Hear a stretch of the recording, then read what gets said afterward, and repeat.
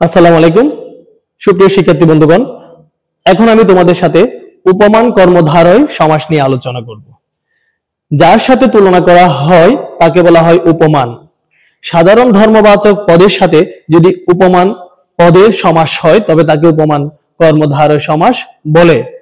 এবং এই সমাসে বেশ বাক্যে মাঝখানে মত, ন্যায়, সদৃশ এই শব্দগুলো থাকবে, আর সমস্ত পদে পরবর্তী হবে বিশেষণ পদ। দেখো, উপমান কর্মধারয় সমাস। উপমান অর্থ তুলনীয় বস্তু, যার সাথে ব্যক্তি বা বস্তুর তুলনা করা হয় তাকে বলা হয় উপমান। সাধারণ ধর্মবাচক পদের সাথে উপমান পদের যে সমাস হয় তাকে উপমান কর্মধারয় সমাস বলে। নোট, যে জিনিসটা মনে রাখলে তোমার উপমান কর্মধারয় নির্ণয় করতে সহজ হবে, পরপদ বিশেষণ হবে, বেশ বাক্যের মাঝে ন্যায়, মত, সদৃশ থাকবে। যেমন কাজলের মতো কালো, কাজল কালো; শসের মতো ব্যস্ত, শস ব্যস্ত; মিশির ন্যায় কালো, মিশ কালো; অরুণের ন্যায় রাঙা, অরুণ রাঙা; তুষারের ন্যায় শুভ্র, তুষার শুভ্র; স্পাতের ন্যায় কঠিন, স্পাত কঠিন; স্বর্ণের মতো উজ্জ্বল, স্বর্ণ উজ্জ্বল। শস ব্যস্ত এই শব্দে ব্যস্ত পরপদ, এটা বিশেষণ, কাজে এটি হলো উপমান কর্মধারয় সমাস। কাজল কালো, এখানে কালো পরপদটি বিশেষণ, কাজেই উপমান কর্মধারয় সমাস। যদি পরীক্ষায় আসে তুষার শুভ্র, এটি কোন সমাস? এটি শুভ্র, তাহলে পরপদ যদি বিশেষণ হয় সেটি হবে উপমান কর্মধারয়। তুষারের ন্যায় শুভ্র, তুষার অর্থ বরফ, শুভ্র অর্থ সাদা, বরফের মতো সাদা। সশস্ত্র খরগোশ, ব্যস্ত মানে বিজি, অর্থাৎ খরগোশের মতো চঞ্চল, তাকে বলা হয় শস ব্যস্ত। কাজে উপমান কর্মধারয় সমাস আশা করছি তোমরা বুঝতে পেরেছ। যদি সমস্ত পদ দেয়া থাকে তাহলে পরপরটি বিশেষণ হলে সেটি হবে উপমান কর্মধারয় সমাস। বেশ বাক্য দেওয়া থাকলে মাঝখানে মাঝের শব্দটি মত, ন্যায়, সদৃশ সেগুলো থাকলে সেটি হবে উপমান কর্মধারয় সমাস। Thank you. সুপ্রিয় শিক্ষার্থী, এখন আমি তোমাদের সাথে উপমিত কর্মধারয় সমাস নিয়ে আলোচনা করব। উপমিত কর্মধারয় সমাস আলোচনার শুরুতে কিছু কথা বলে রাখি। যদি বেশ বাক্যে ন্যায়, মত, সদৃশ এই শব্দগুলো শেষে থাকে তাহলে সেটি উপমিত কর্মধারয় সমাস। আর সমস্ত পদের পূর্বপদ, পরপদ উভয় পদ যদি বিশেষ্য হয় তাহলে সেটি উপমিত কর্মধারয় সমাস। আর প্রত্যক্ষ এবং পরোক্ষ দুইটি শব্দ আমি বলে রাখি। যা চোখের সামনে ঘটে, চোখের সামনে যা রয়েছে তা হলো প্রত্যক্ষ, যা চোখের আড়ালে থাকে তা হলো পরোক্ষ। ক্লিয়ার? এখন আসো, উপমিত কর্মধারয় সমাস কাকে বলে? প্রত্যক্ষ বস্তুর সাথে পরোক্ষ বস্তুর তুলনা করলে প্রত্যক্ষ বস্তুটিকে বলা হয় উপমেয় বা উপমিত। প্রত্যক্ষ কোনটা?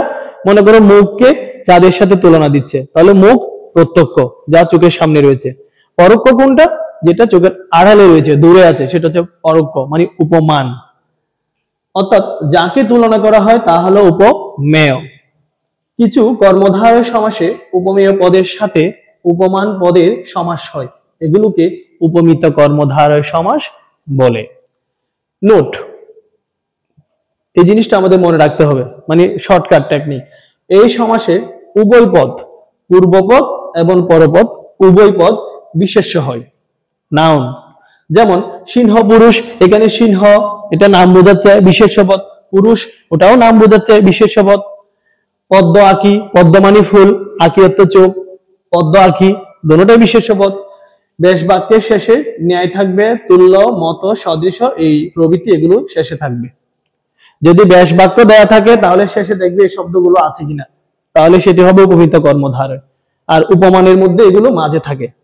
আর পূর্বপদ, পরপদ যদি সমস্ত পদ দেয়া থাকে, পরীক্ষায় যদি থাকে নিচের কোনটি উপমিত কর্মধারয় সমাস, দেখতেছো সেখানে আছে চন্দ্রমুখ কিংবা পদ্ম আঁকি কিংবা সিংহ পুরুষ, তাহলে দেখবে পূর্বপদ, পরপদ উভয় পদ, পূর্বপদ, পরপদ, পূর্বপদ, পরপদ উভয় পদ যদি বিশেষ্য হয়, নাম বোঝায়, তাহলে সেটি হবে কি? উপমিত কর্মধারয় সমাস।